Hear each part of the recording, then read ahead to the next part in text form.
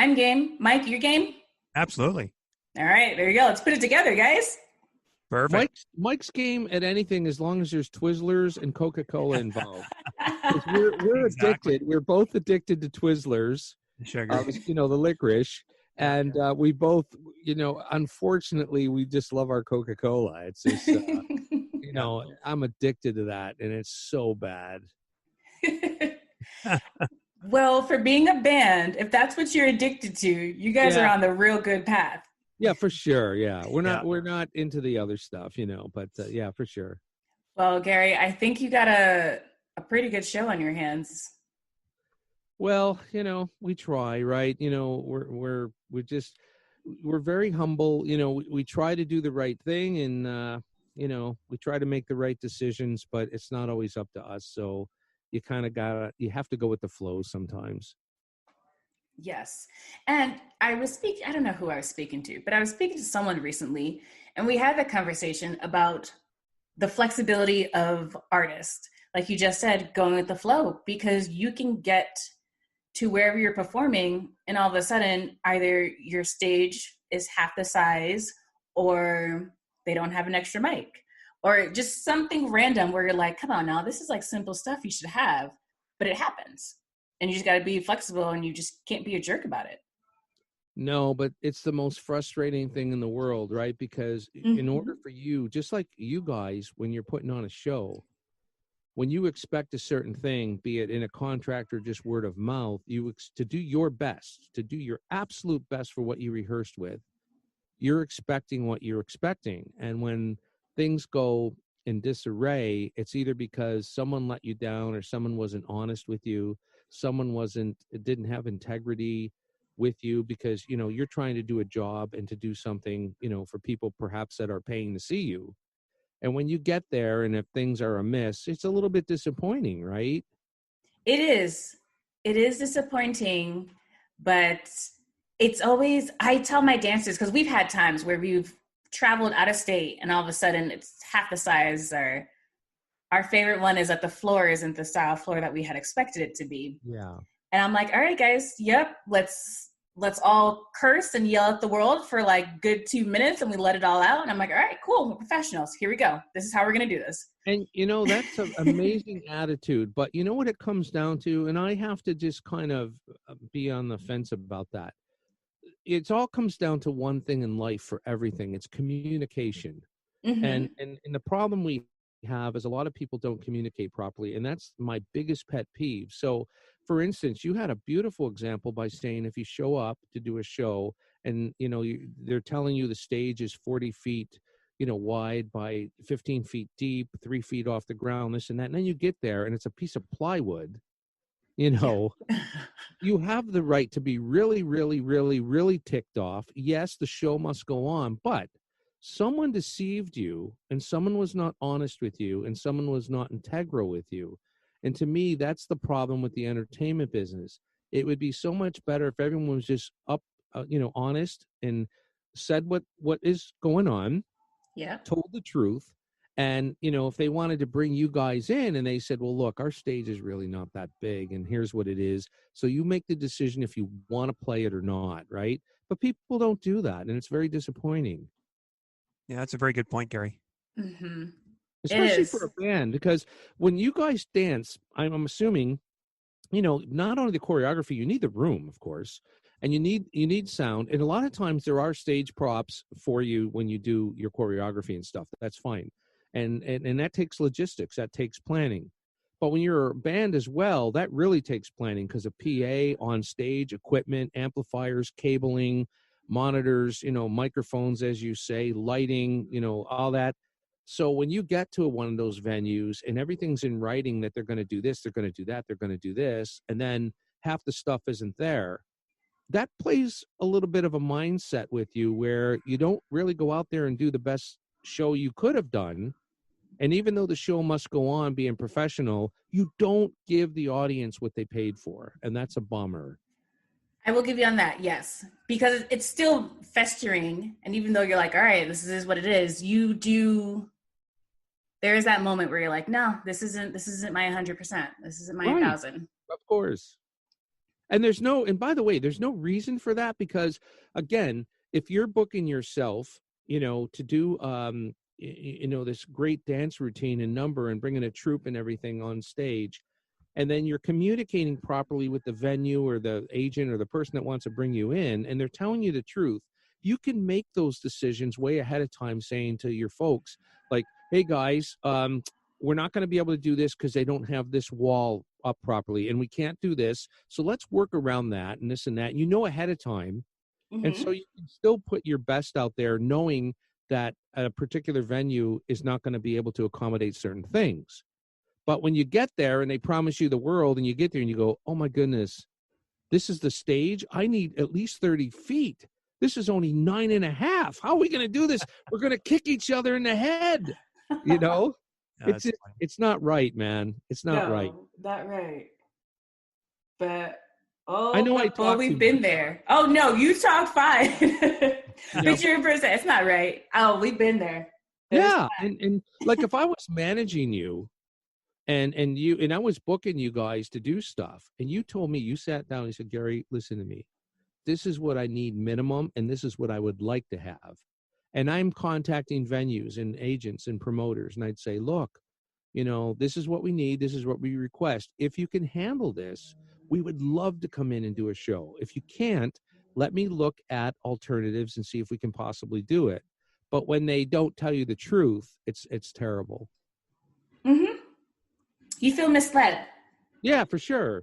So where are some places you guys are hoping to perform at once the world allows you to? Well, there's a lot of fantastic venues. We're not a bar band, so we're not really playing bars and clubs unless it's what they call a music or rock club, and those are usually places that hold 500,000-600,000 people. We're not, we don't really want to or do any pubs or bars, but there's a lot of big venues in Toronto we'd love to play. There's a lot of big venues in the United States that we'd love to play without naming names. Mm-hmm. But, any place that people would have us, that's a decent venue that we can minimum put a couple hundred people in there and maximum to the world, right? So that's where we'd like to play. Yeah, I'm in the same way too. That's cool. I should mention people, if they want to see where or get more information about the band, I can mention our website. Yes. So it'd be www.walkerscay, and K will be CAY.ca. So it's walkerscay.ca, and you can get everything else from the website. You can get the Twitter page, you can get the Facebook page, you can get whatever you want to look at. It's all on the website. Walkerscay. Actually, the Walkerscay. The Walkerscay. Yeah. Okay. With an S. I realized we haven't even mentioned the name of your band. It is Walkerscay. And, I knew that was coming up.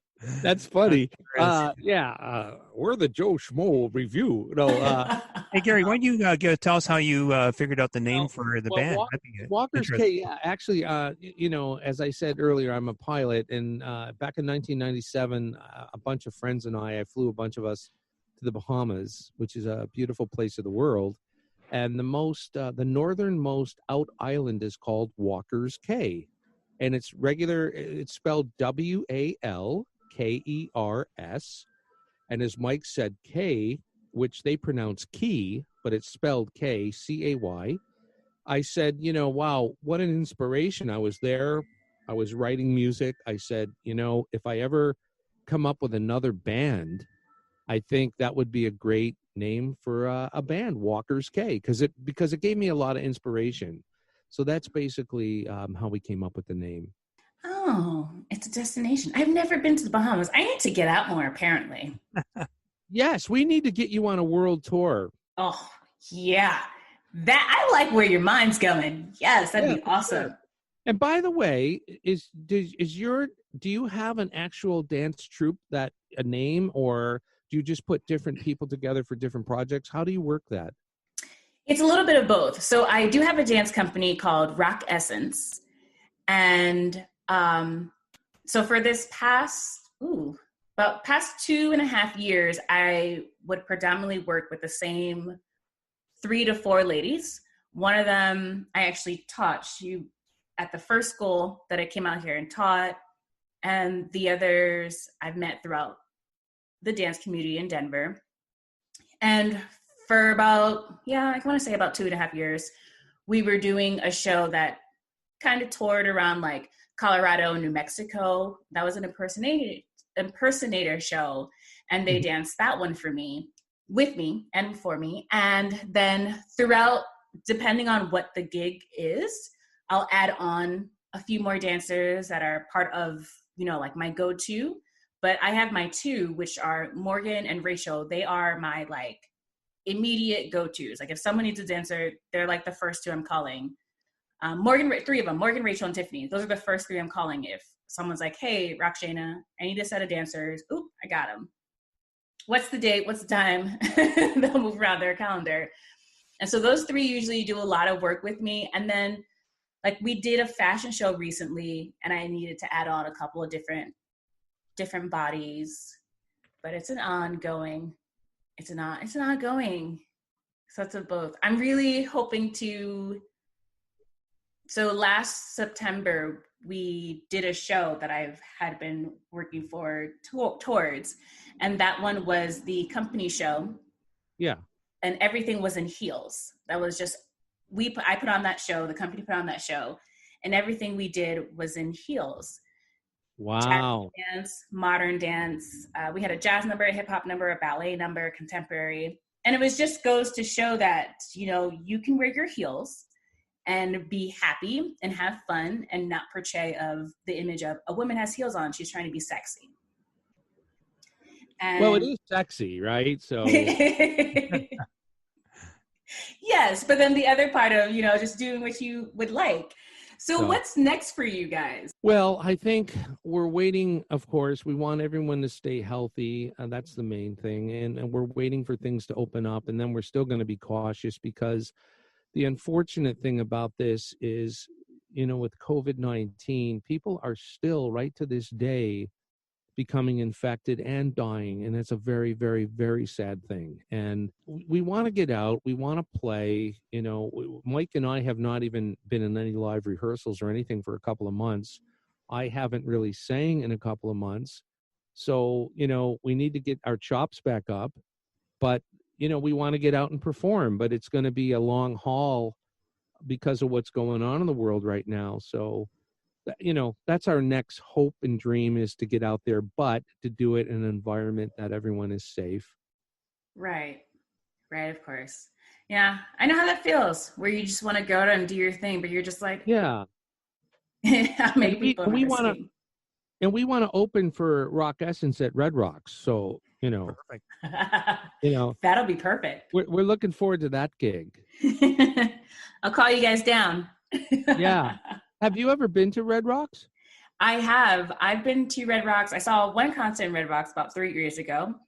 And that's my go-to spot whenever someone comes to visit for the first time. I'm like, you got to go to Red Rocks.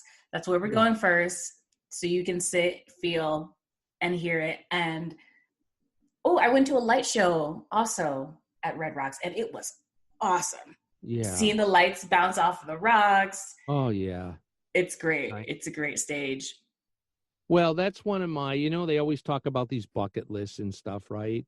Yes. That would be one of my dreams before I pass on. I would love to play that amphitheater. That is probably one of the most beautiful theaters in the whole world. And I would love to be on that stage. What's the seating capacity of that, Garry? Do you know roughly how many people can sit? Yeah, I can tell you right now, actually. I think maybe I can't. It's a lot. It's 9,525. Oh, yeah, wow. It's a lot. Yeah. So just under, about 400 or so under 10,000. Yeah. I'm looking at great people that have played there, and it lists, of course, John Denver, U2, Depeche Mode, Rush, all these people, and it also says Rock Essence. You ever hear of those people? No, how good are they? I don't know, but apparently they're in the top 10 there. Nice. And by the way, I love that name, Rock Essence. That's so cool, because you don't think of a dance company with that type of name like Rock Essence. You think of it as something else. And that just sounds like so hardcore dancing, right? It's great.